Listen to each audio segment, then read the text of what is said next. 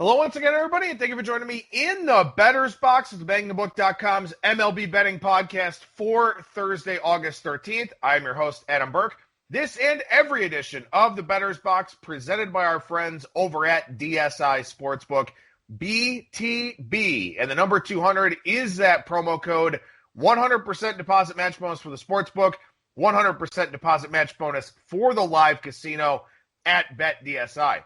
It's only a game until you bet it.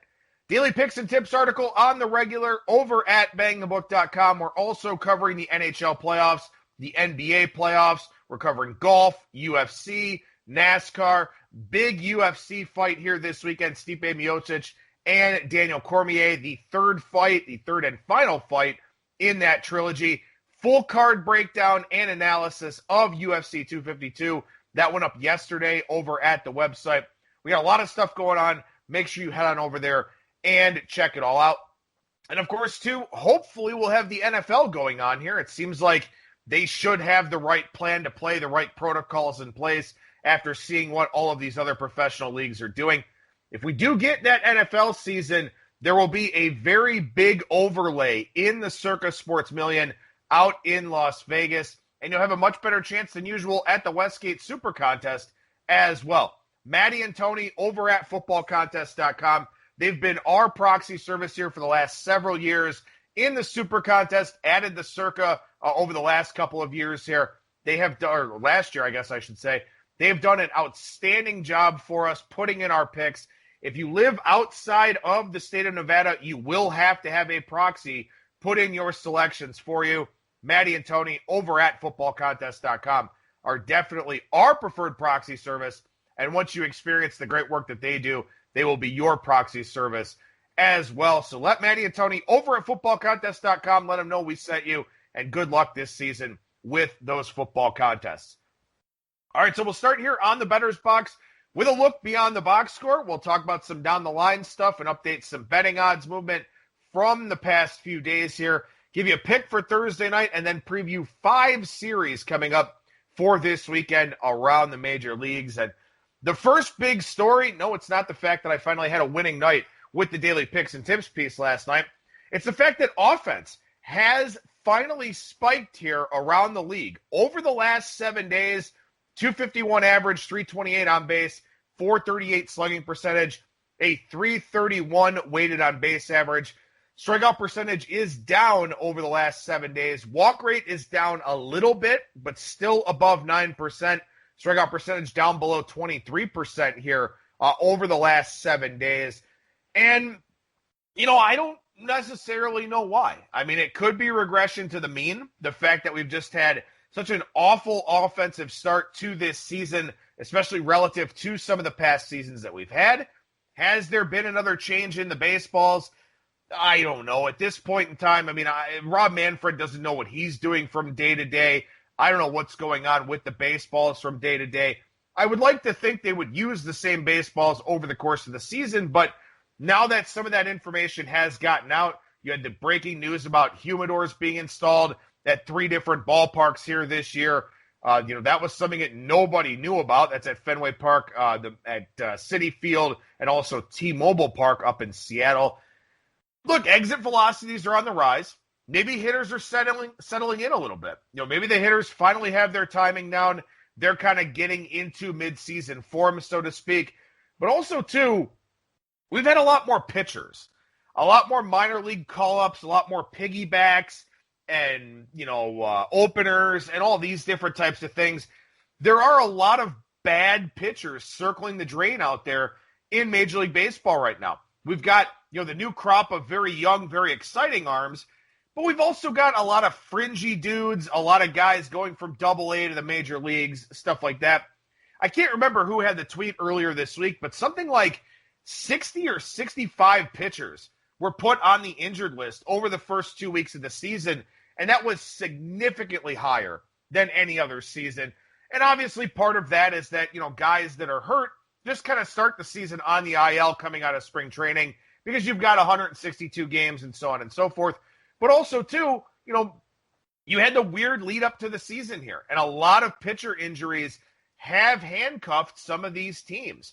And when you look at the different number of pitchers that have gotten starts and all these kinds of things here already very early on in the process, you can see why maybe offense is starting to spike a little bit, because teams are having to tap in to those taxi squads, because teams are having to do a lot of different things here at the outset of this season. So, again, there are a lot of potential explanations.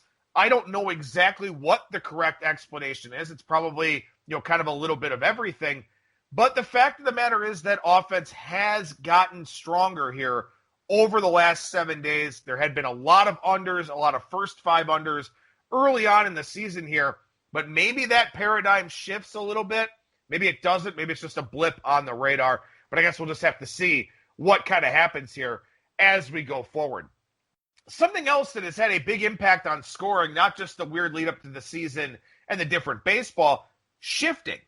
Teams are shifting a lot more. Not just the infield shifts against left-handed batters, but also more pronounced outfield shifting and more shifts around the infield with right-handed batters as well. And according to Baseball Savant, the home of Statcast data out there on the interwebs, infield shifts have taken place on 33.4% of pitches this season. Last year, that number was 26.2%.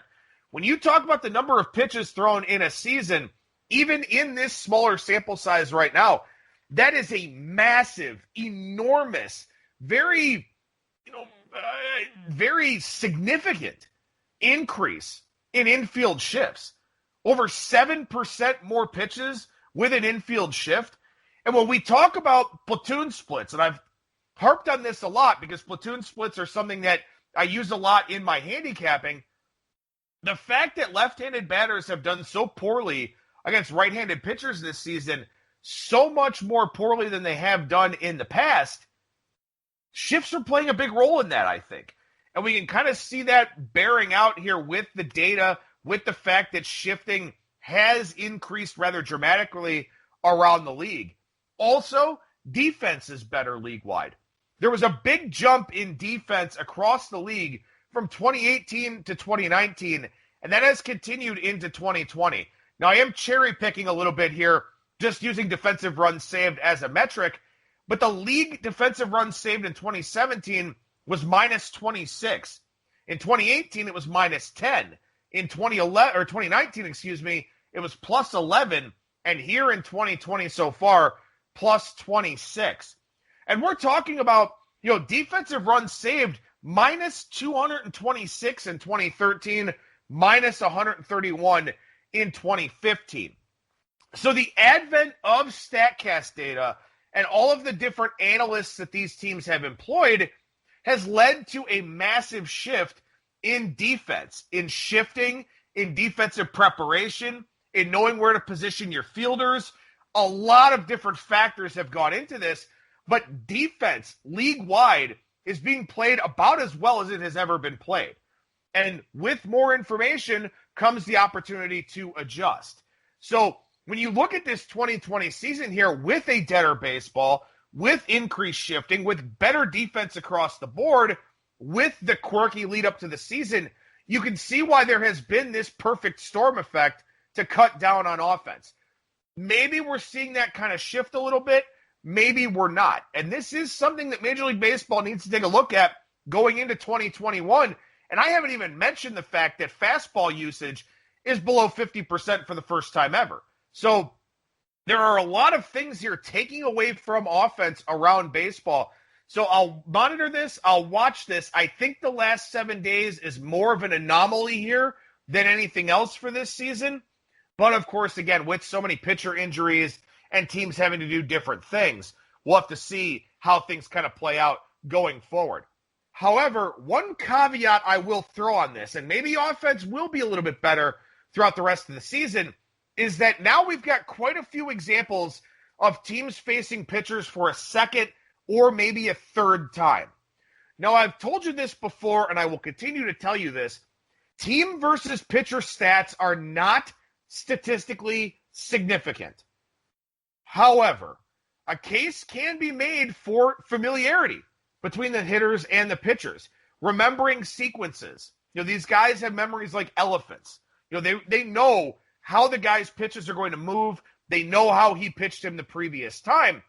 The stats in and of themselves, by definition, are not significant. They are subject to extreme variance.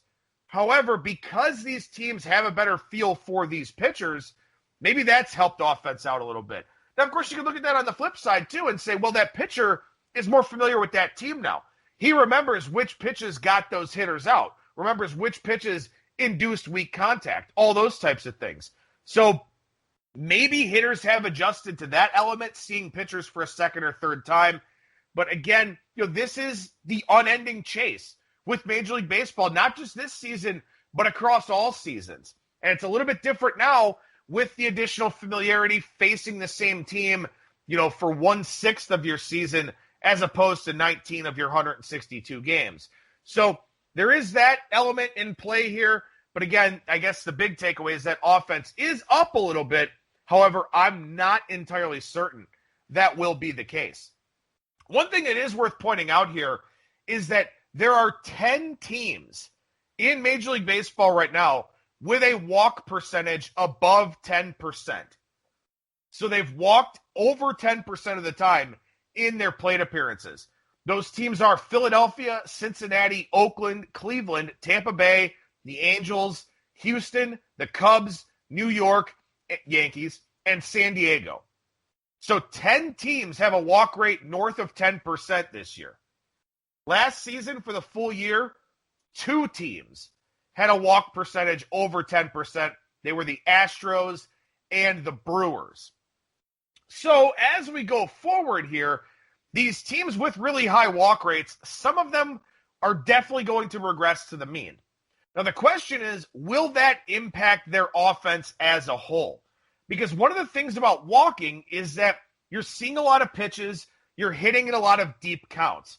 When you hit in deep counts, your contact quality goes down because you have to protect the strike zone. You have to swing at some pitchers that maybe you otherwise wouldn't.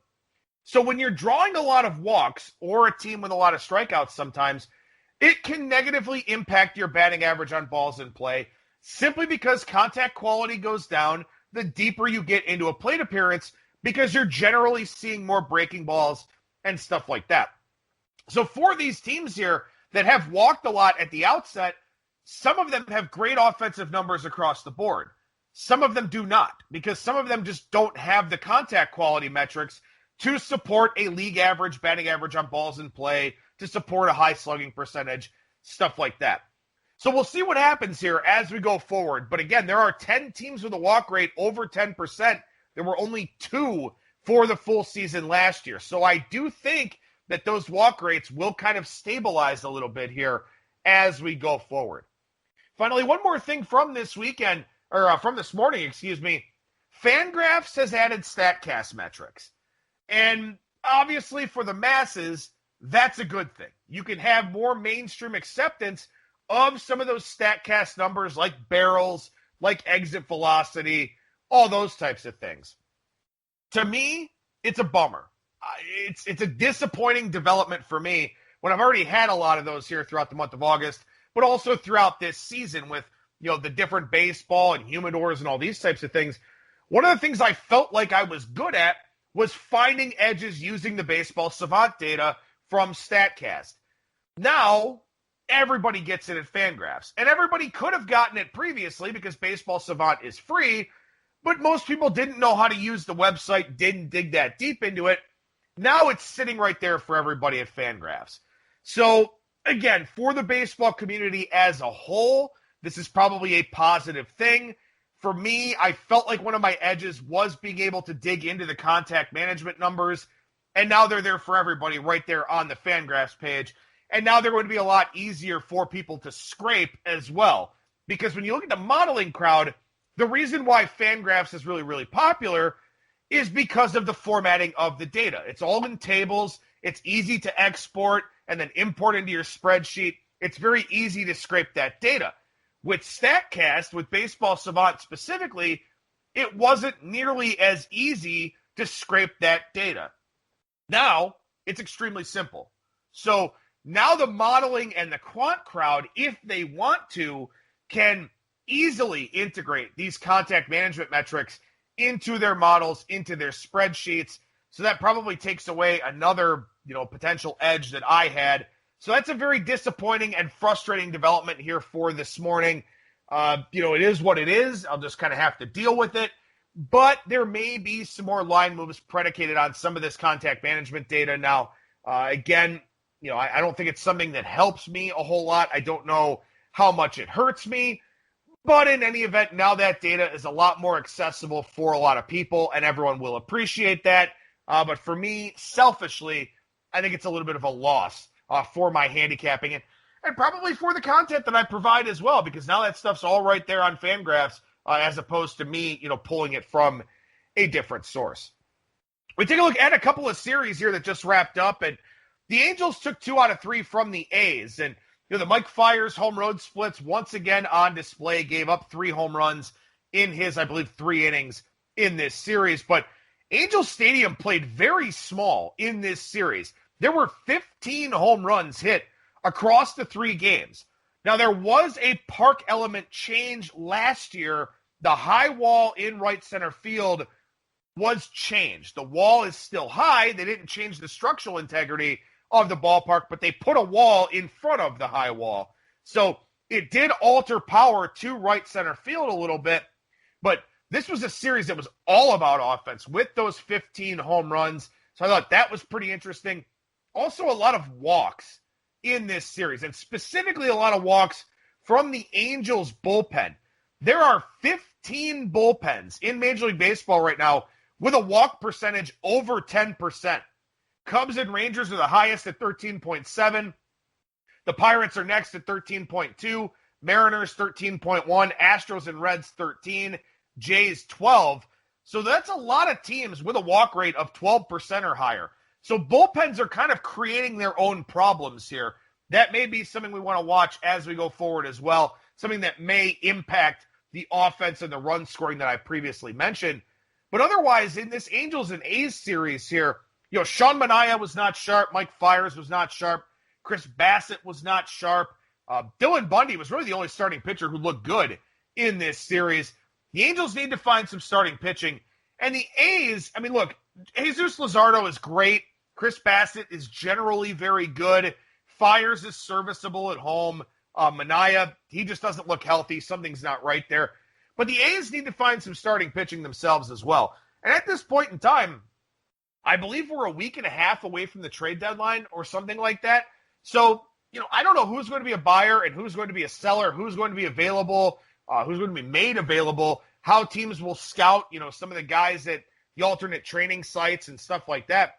But these are 2 teams that could use some starting pitching, and we'll see what that starting pitching market winds up looking like for the trade deadline. The Diamondbacks took 2 out of 3 from the Rockies at Coors Field. All 3 games going over the total. The middle game needed 11 runs in the bottom of the 8th and the top of the 9th to get over. The game yesterday went over without much of a problem. But Arizona, all of a sudden here, and this is the Coors Field effect and the impact it can have on small sample sizes, all of a sudden they're 22nd in weighted on base average now. They were a bottom 3 offense for a while, for the first couple of weeks of the season. But now with this big offensive showing at Coors Field, they wind up moving up the charts in that capacity. They are still 3rd in platoon percentage, and Coors Field does fix a lot of ills. However, I've talked about this. I've talked about platoon splits and the impacts and all these kinds of things. The top 5 teams in platoon percentage, which is percentage of plate appearances with a left-handed batter against a right-handed pitcher or a right-handed batter against a left-handed pitcher. The top 5 teams in platoon percentage plate appearances: Cleveland, Pittsburgh, Arizona, Milwaukee, and San Francisco. Generally speaking, the best split out there has been left-handed batters against right-handed pitchers. And I just talked about that a lot with the increase in shifts and all these types of things. Generally speaking, though, lefties versus right-handed pitchers has been the best offensive split. When you look at these 5 teams, Cleveland, Pittsburgh, Arizona, Milwaukee, and San Francisco, their numbers in left-handed batters versus right-handed pitcher splits are by and large terrible. The Indians are batting 184. They have the highest platoon percentage, by the way. These are ranked by platoon percentage. The Indians, 184 average, 315 on base, 269 slugging percentage, which is embarrassingly low. Pirates, 169 average, 229 on base, 295 slugging.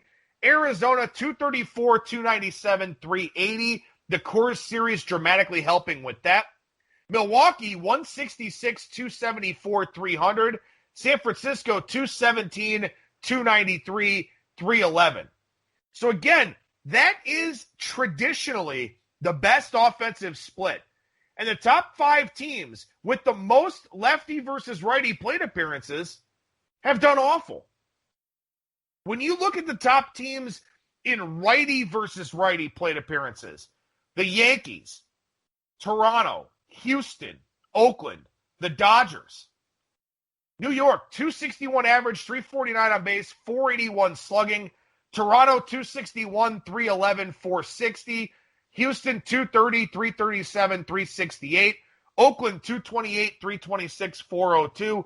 Dodgers, 267, 343, 473. Now, this is an anomalous year for platoon splits. Maybe the shifts are a factor. Maybe playing time and reps are a factor. Something like that.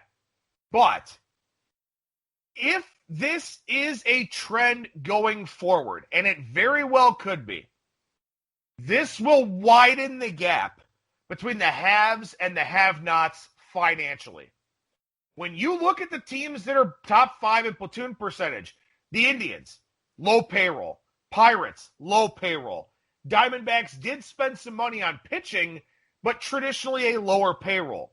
Brewers, small market, lower payroll. Giants, lower payroll because they don't have money to spend with Buster Posey and some of their other guys taking up a lot of money, but they've kind of tried to save costs wherever they can. The teams with all the righty-righty plate appearances, Oakland being the exception, Yankees, big payroll. Toronto can carry a big payroll and will as their young hitters graduate to higher salaries. Houston, big payroll. Dodgers, big payroll. So what we're seeing here this year is that you just want the best hitters. You don't give a shit if they bat right-handed or left-handed. You just want the best hitters. The teams that have to cobble this together by trying to find these platoon split guys and stuff like that, they are struggling. And again, I don't know if this is a one-year trend or something like that, but these top teams in platoon percentage are not having success. And this may be a betting angle. You know, we took the Cubs against the Indians yesterday for the first 5 with Kyle Hendricks. Their lefties didn't do anything off the righty. We've got a first 5 under today, Pittsburgh and Cincinnati. The Pirates with their lefties against Anthony DeSclafani may not do much. The Brewers, they're not doing much in these platoon splits. This may continue.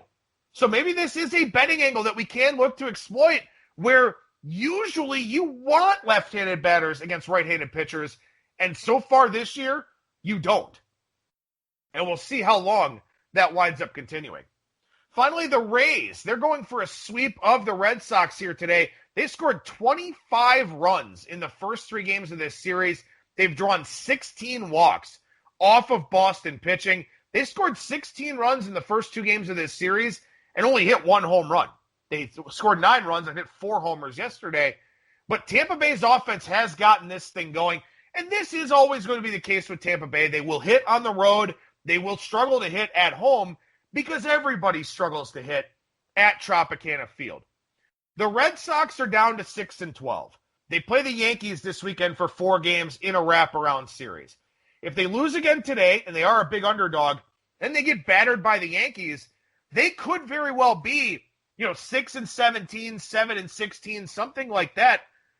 You wonder about their investment and engagement level. And I wish I would have been following through with this a little bit more, because I talked about this maybe a week or 2 ago, about maybe how it's a good time to fade the Red Sox. Maybe this is a good season to fade Boston for a variety of different reasons. Well, they've lost twice as many games as they've won now, and it doesn't look like it's going to get any better. So maybe what we're seeing here is an opportunity to play against the Red Sox And maybe now is a good time to play on the Tampa Bay Rays.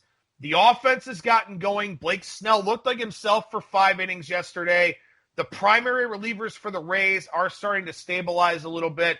They do have some pitching injuries, Yanni Chirinos, Charlie Morton, but they've got arms for days. Jalen Beeks is a great bulk guy. Trevor Richards was a fine pickup last year from the Marlins. I think it's time to play on the Rays. And maybe the market already senses that with some bigger numbers here in this series and a big number today with Tyler Glasnow on the hill. But maybe that's it. Maybe we've got a play-on team in the Rays and a sell team in the Red Sox, and maybe this is just how it's going to be for those two teams the rest of the way here. So we move into the down the line segment. I'm just going to rattle off some bullet points here. A lot of moving parts with pitching changes and lineup changes and piggybacks and so on and so forth. But one thing to keep an eye on here, and I missed out on a winner earlier in the week not playing Patrick Corbin against Steven Matz. The Nationals are pummeling lefties again. And they did the same thing last year. And we're seeing some of these platoon split line moves in the marketplace. Tigers against lefties, Nationals against lefties, Red Sox against lefties. We saw one of those with Ryan Yarbrough on Monday. These are things that are happening out there. And again, for the most part, it's been against left-handed starters. So that is something you want to keep a close eye on here as we go forward, is that some teams have been isolated as being good buys against left-handed pitchers, and you will see line moves as a result. We saw some pretty heavy Zach Wheeler money on Tuesday, and maybe that was just a fade of Baltimore, but I think that was also a buy of Wheeler. And Philadelphia here has been substantially better offensively than I expected. They lead the league in walk percentage, so they are one of those teams I would watch for if the walk rate goes down. Maybe some of their offensive fortunes go down too. But this is a team playing a ton of overs. They score a lot of runs. They give up a lot of runs. But Wheeler and Nola are two guys that can give them a good chance. And when you get good offenses like this, with some front of the rotation arms, those guys will get steamed. And that's what's happening here with Nola and Weaver so far. So keep an eye out for that, where if you want to bet the Phillies in Nola or Weaver games, you're probably going to want to do it early because money will come in on those two guys. We saw money here on the White Sox in their games against Tyler Alexander and Matt Boyd. I don't think it was necessarily a referendum on Alexander or Boyd. It could have been money on the White Sox against left-handed starters. But to me, I think it's just the return of Tim Anderson. Tim Anderson at the top of this order is a massive part of this offense. I think it was a modeling-based move where the quant crowd thought that the White Sox were undervalued and underpriced with Anderson back in the fold. And I do think that is true, and I do think the White Sox offense is a play-on unit right now with Tim Anderson back in the lineup for them. So that massive fade of Mike Fiers on the road and a buy of Dylan Bundy on Tuesday. Look, Dylan Bundy is going to be priced out here sooner rather than later because he's been so good, the market buying him a lot. The Mike Fiers road fade will not stop, though. Whenever that Oakland right-hander is on the mound, money will come in against him on the road. So if you want to fade Mike Fiers on the road, you want to do it early and try to get out in front of that line move. On Wednesday, we saw a fade of Wade Miley. And this is another one of those where it's a little bit of a cloudy picture. Was it a fade of Miley or was it a buy of the Royals? And I can tell you that there have been several instances this season where the Royals have taken money. The market does like them. The market likes their offense. The bullpen has been much better than I anticipated. The market has been on the Royals quite a bit. Now, again, that could have just been a fade of Wade Miley, and it's not surprising when Wade Miley fades happen. The market doesn't like him. But it seems like there's a sentiment out there that the Royals may be a little bit undervalued. So if you like the Royals or think you're going to like the Royals, maybe you want to hop in a little bit earlier rather than jumping in later and getting a little bit of a worse price. My pick for Thursday here, I'm taking the Los Angeles Dodgers. It's dangerous to fade Chris Paddack. However, there are a few things here. First of all, the line itself. You know, Paddack has been such a popular guy in the sharp segments of the market that I was a little bit surprised to see this line in the 135, 140 range with the Dodgers a home favorite. I think this line does move down as we go throughout the day, But I like the Dodgers here. I took them in the article. Look, Chris Paddock is struggling with his fastball command. He's given up a lot of hard contact so far. And Julio Urias for the Dodgers induces a ton of weak contact. Now, maybe he doesn't have the strikeout and walk numbers that everybody expected when he was coming up through the minor leagues, but he stays off the barrel. He avoids hard contact. And as I cited in my daily picks and tips piece today, that Mike Petrello tweet from July 29th about the correlation between winning games and making hard contact. And as I handicap this game, I think the Dodgers will make a lot more hard contact than the Padres will. So I'm going to take that chance here tonight and take the Dodgers minus 140. 5 series to hit on here for the weekend. Red Sox Yankees is the starting point. Nate Eovaldi, Garrett Cole on Friday. We've got to be determined and James Paxton Saturday. Martin Perez, Jay Happ on Sunday Night Baseball. And then Zach Godley and Jordan Montgomery on Sunday. Jay Happ looked real bad in that doubleheader start against the Phillies. Remember, Red Sox have taken money against left-handed pitchers. They get Paxton, Happ, and Montgomery here. So the Yankees are going to be a big favorite in those games. The Yankees are going to get the respect that the Red Sox will not. But we probably will see line moves in those 3 games with people taking a shot on the Red Sox. Now, if the Red Sox take that money and have a bad series here, that's when we may see everybody sell their stock in Boston. And like I said, I think if they get trucked in this series, and they very well could, I think they pack it in and become a very clear auto fade as we move forward. Indians and Tigers. The Tigers have been playing much better than anybody anticipated, much better defensively than anybody anticipated as well. Aaron Savale, Ivan Nova Friday, Shane Bieber, Spencer Turnbull Saturday, Adam Plutko, and Mike Fulmer as an opener on Sunday. We'll see who winds up bulking behind Fulmer. If it's Funkhauser, I think Alexander's pretty much in the rotation now, but we'll see what happens with that Sunday game with somebody piggybacking Fulmer.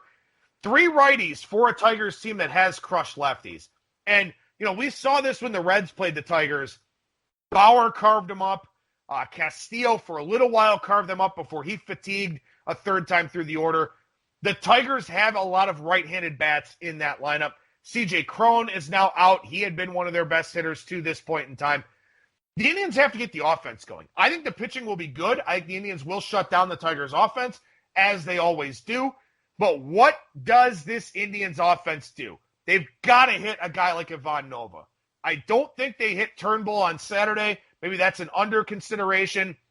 But they got to hit Ivan Nova on Friday. And if they don't, it's just another day of the Indians squandering those platoon advantages, squandering decent matchups against fastball-heavy right-handers like they had in that series against the Reds with a guy like Tyler Mahle or a guy like TJ Antone. And they didn't do it.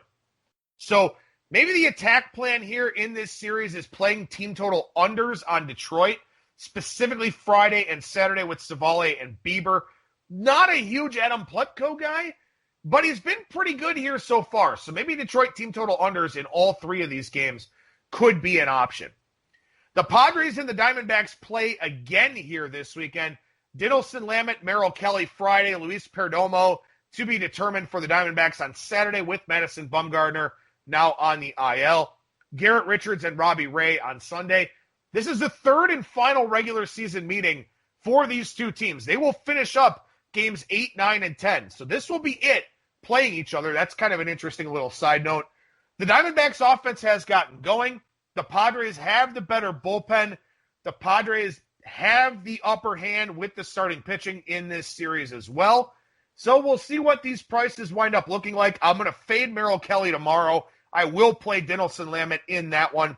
Kelly allows a lot of hard contact. He's gotten very lucky. Big ERA FIP discrepancy already. Going to be on the Padres tomorrow unless that price is something ridiculous. But other than that, we'll see how the rest of the series winds up looking. The Rangers and the Rockies here. The Rangers get to go to Coors Field, and you wonder if that will be the catalyst for their offense. They're a bottom 5 offense in just about every offensive category here so far. But now they get to go to Coors Field. Lance Lynn, Ryan Castellani in the first game. Kyle Gibson, Herman Marquez in the second one, Colby Allard, and John Gray on Sunday. Castellani allowed a decent amount of hard contact against Seattle in his first Major League start.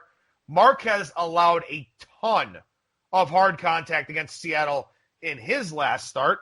So we'll see what those totals wind up looking like here for Friday and Saturday, because you've got a very good pitcher in Lance Lynn going for the Rangers on Friday. Then you've got Marquez going on Saturday. I'll be curious to see what happens with the totals for Friday and Saturday. But again, we'll see if the Rangers offense can get it going. Finally, last one here, the Battle of Los Angeles. Good Rage Against the Machine album and a good series here for this weekend as well. Clayton Kershaw, Patrick Sandoval on Friday. Walker Buehler, Andrew Heaney Saturday. Dustin May, Julio Teheran on Sunday. The ball was jumping in Anaheim, as I just mentioned, for this A's and Angels series. 15 home runs across those 3 games. Now, the problem for Anaheim here is that they've been living on the walk, and Kershaw, Buehler, and May will not walk a lot of guys, and they've been living on the long ball. And it's hard to hit home runs off of Buehler and May. Kershaw has had a little bit of a home run issue here recently, but I worry about the Angels in this series because they're living off the walk. They're not making a ton of high-quality contact unless your name is Mike Trout. So the Dodgers will be pretty clear favorites in this series in all 3 games. I'm curious to see what happens with the line movements here if people kind of take a shot with Anaheim, but I do think that they do not match up particularly well against the 3 Dodgers starters in this series. I'll be back once again on Monday with a new edition of the Bettor's Box. I got a couple of Monday mailbag questions already. If you have some more, at Skating Tripods on Twitter, Adam at bangthebook.com. I still don't know what I'm going to do with the full shows, with the return of those. College football completely up in the air. A lot of conferences have already canceled. I don't know if games will start here in late August or not. Doesn't seem like they will. The NFL is supposed to start September 10th. So we will get back on the beam with the full shows here at some point in time. But for right now, we'll still just keep doing this current format that we've been doing. That'll do it for me. Thank you so much for listening, everybody. And remember that you will never strike out when you're in the Bettor's Box.